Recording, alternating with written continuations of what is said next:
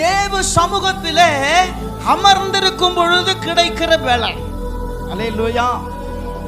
ஆமா, இது ஒரு பலன். நம்ம அதிகாலையில அவருடைய சமூகத்தில் என்ன பண்ணிடணும்? சரண்டர் ஆயிரணும். நம்மை அர்ப்பணித்து விட வேண்டும். தேவ சமூகத்தில் அதிகாலையில் அமர்ந்து விட வேண்டும்.